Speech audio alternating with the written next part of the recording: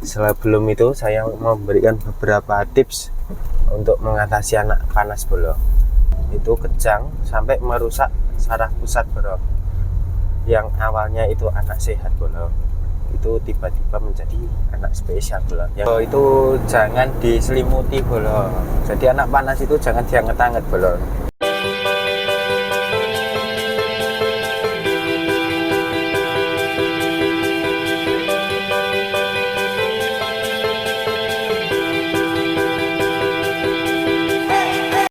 Assalamualaikum warahmatullahi wabarakatuh bolo. Ini mau perjalanan ke tempatnya Udit ini sama adik Diva. Nah ini adik Diva. Sebelum itu saya memberikan beberapa tips untuk mengatasi anak panas bolo. Sedikit cerita, kemarin itu di Rumah Sakit Sarjito Jogja itu ada pasien yang awalnya anak sehat, itu umur 1,5 tahun bolo. Anaknya awalnya sehat, tumbuh kembangnya baik ya seperti anak-anak normal, tiba-tiba panas tinggi sampai kejang bolo. Itu mungkin telah dibawa ke rumah sakit atau gimana saya juga kurang tahu, atau kurang penanganan pertama di rumah saya juga kurang tahu bolo. Itu kejang sampai merusak saraf pusat bolo. Yang awalnya itu anak sehat bolo, itu tiba-tiba menjadi anak spesial bolo. Ya nggak tiba-tiba, sekarang menjadi anak spesial yang awalnya sehat. Yang pertama itu sediakan termometer di rumah bolo. Termometer itu pengukur panas.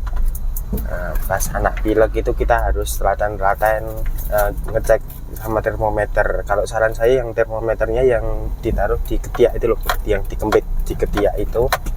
Kalau yang tembak itu sebenarnya akurat, tapi yang lebih akurat yang dikempit itu, yang manual itu, dikempit di ketiak itu bolo.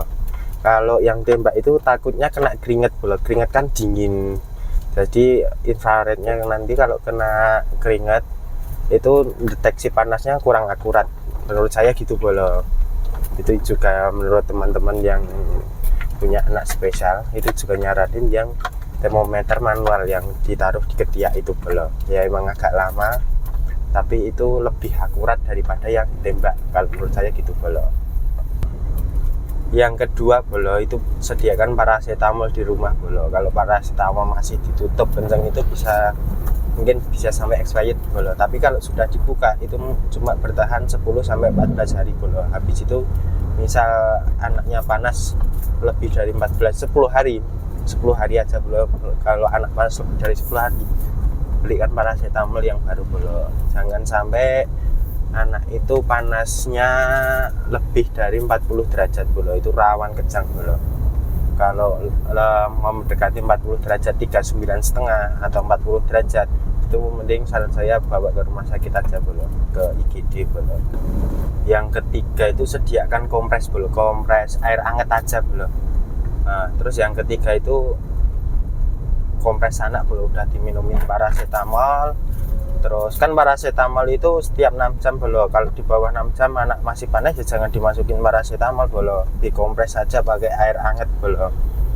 Nah, paracetamol itu 6 jam sekali, jadi minum jam 3 sore misal.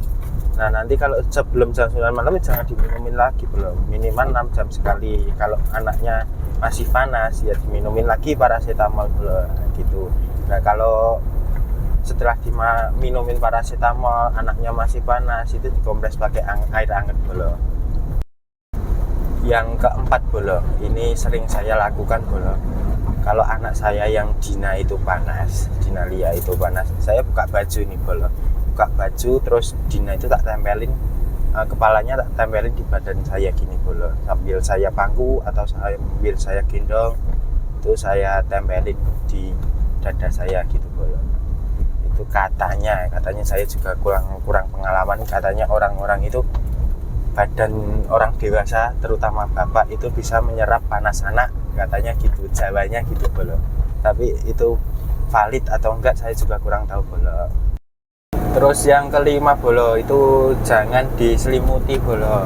Jadi anak panas itu jangan dianget-anget bolo. Soalnya nanti suhu tubuhnya makin panas, anaknya makin demam, gak turun-turun gitu bolo. Jadi kalau anak demam atau panas tinggi itu jangan diselimuti.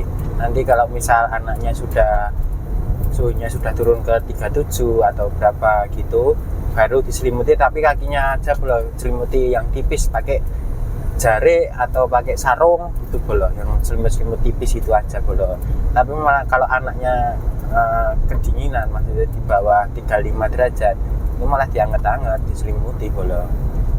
Jadi kalau panas jangan diselimuti. Nah, terima kasih yang sudah menonton video ini, semoga video ini bermanfaat. Kalau ada kurangnya mohon dimaklumi karena saya juga bukan ahli di bidang medis, saya bukan pegawai rumah sakit, saya bukan pegawai medis, bukan dokter, bukan perawat. Saya cuma orang biasa, tapi saya juga punya pengalaman untuk merawat adik Dina itu sudah 3,5 tahun.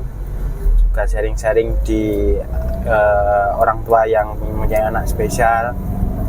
Terus saya juga sering keluar masuk rumah sakit, intinya gitu, baru dikasih tahu perawatnya, dikasih tahu dokternya gitu. Jadi pengalaman saya ingin saya bagikan di video ini, di konten YouTube ini bolo. Semoga kedepannya konten YouTube ini bisa jauh lebih berkembang bolo. Kalau ada masukan yang lain atau tambah-tambahan yang lain, silahkan tulis di kolom komentar bolo.